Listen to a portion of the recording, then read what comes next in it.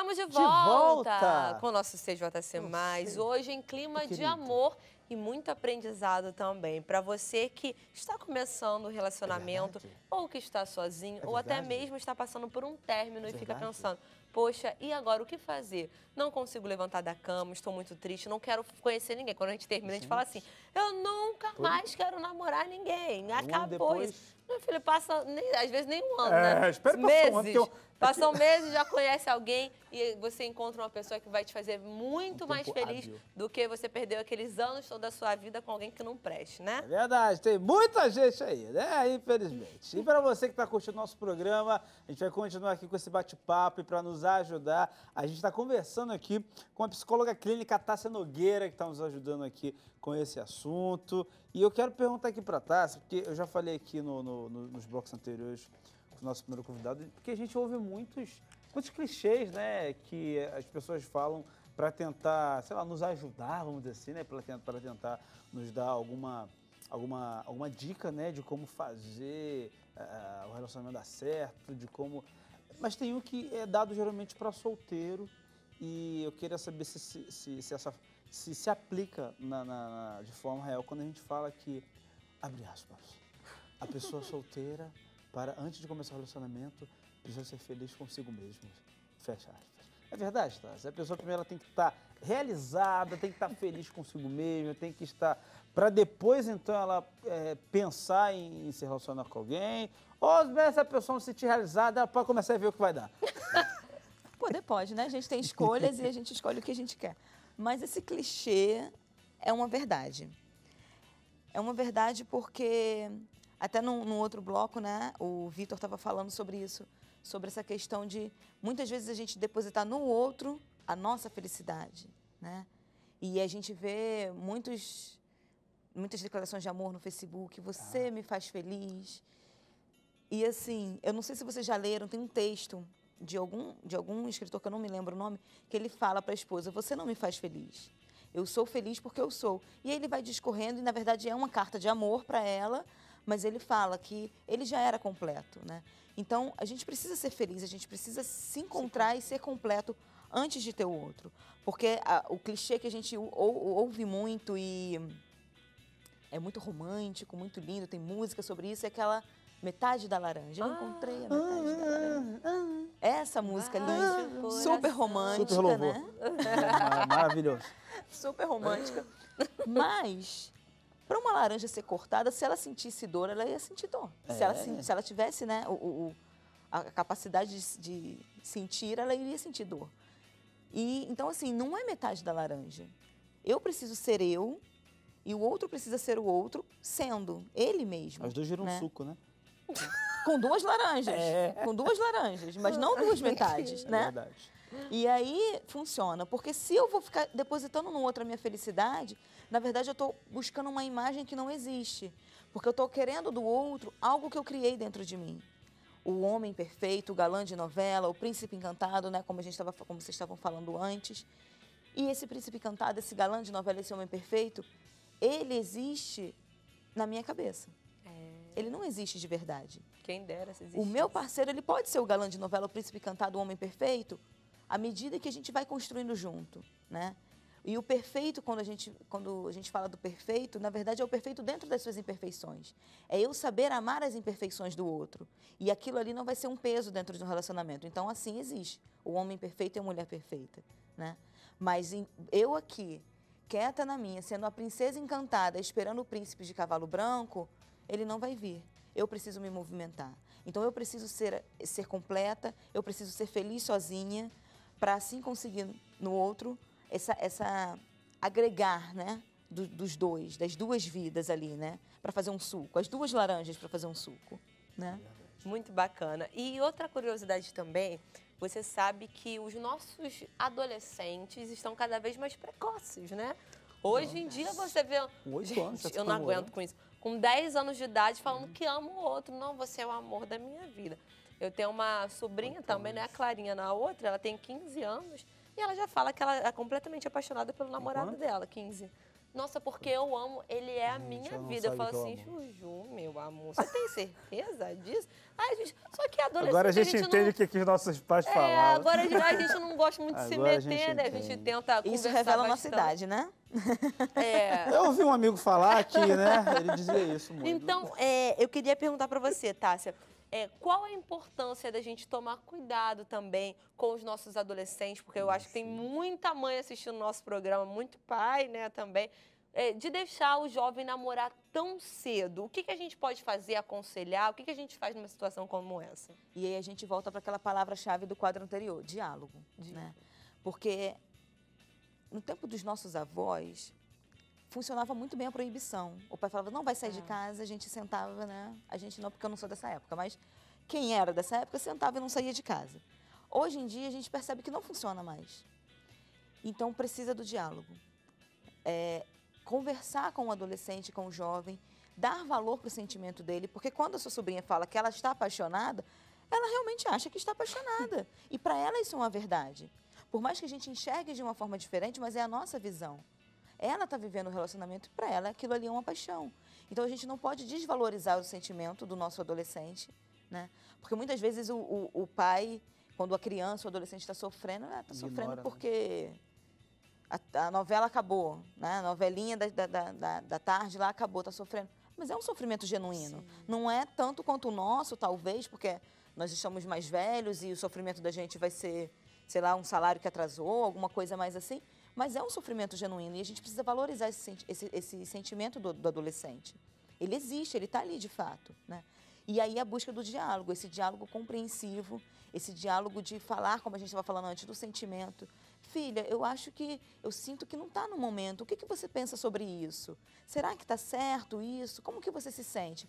Porque talvez ele vá namorar cedo, até porque os amigos estão namorando cedo, vai com um movimento ali, mas ele vai saber que quando ele se sentir magoado, se sentir sozinho, o relacionamento acabou, ele tem um pai e uma mãe para voltar. Um pai e uma mãe que deixaram a porta aberta ali, né? Então é esse caminho que a gente precisa buscar com os nossos adolescentes. Porque proibir não vai funcionar. É como se a gente pudesse proibir de assistir alguma coisa. Sim. Hoje em dia tem televisão no telefone, daí ele vai para a escola, vai assistir, tem internet. Não tem como proibir, né?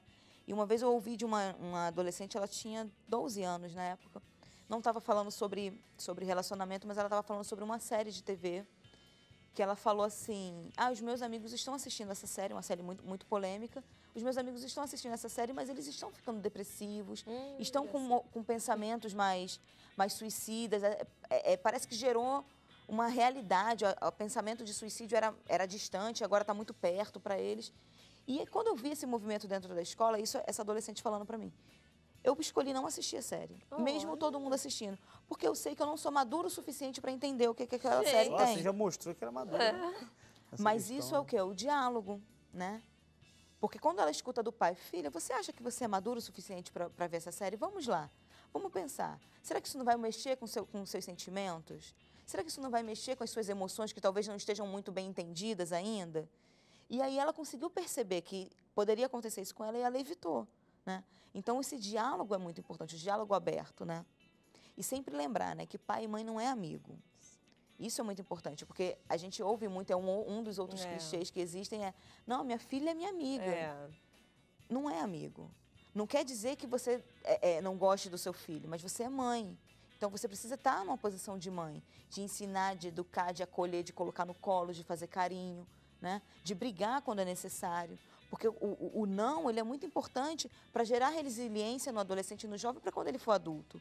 Porque a vida dá muitos nãos para a gente. Se a gente não consegue ouvir não, a gente não aprende a ouvir não e a entender esse não desde a infância e da adolescência, como que é na vida adulta? E aí vem a depressão, a ansiedade, o medo de rejeição, né? Então, esse diálogo aberto é importante. Perfeito. Agora a gente tem aqui uma listinha de motivos para evitar namorar cedo, olha aí, ó. Opa, aí a galera pré-adolescente, filho, se liga só. Olha só, primeiro tópico, um motivo para você evitar o namoro precocemente. Olha só, os namoros têm prazo de validade, ó. Isso quer dizer que as pessoas não conseguem ficar por muito tempo no mesmo estágio na relação. Ou elas avançam um degrau ou recuam.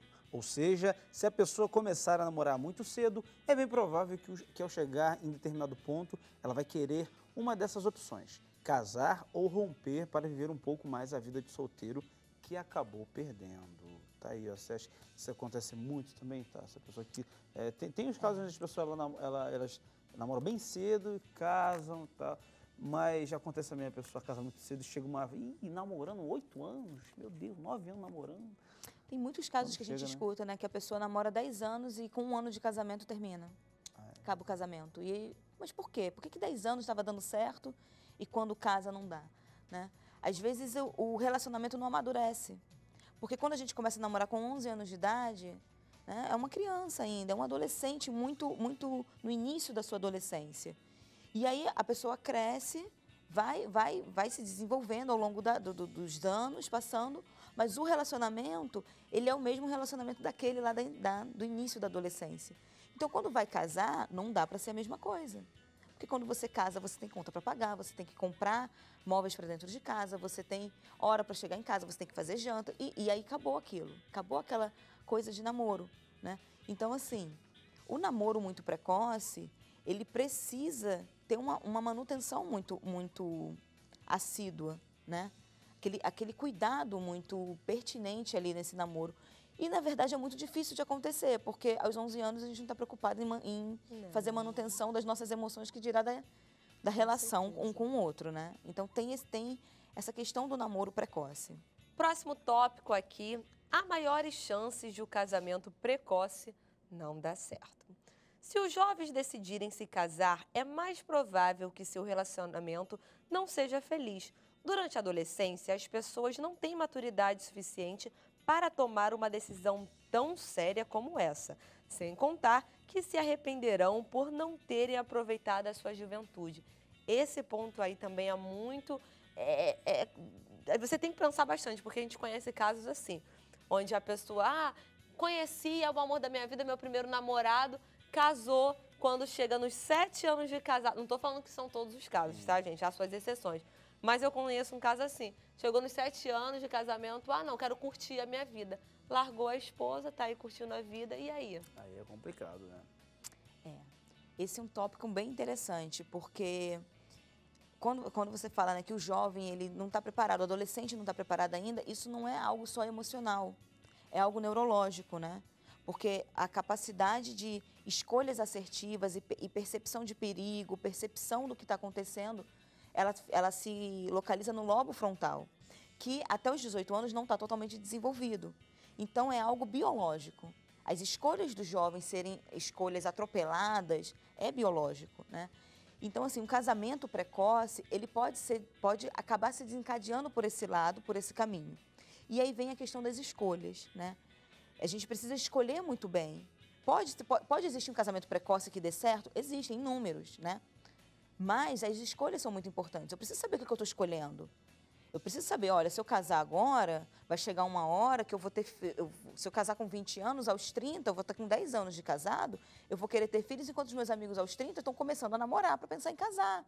E aí, como que vai ser isso?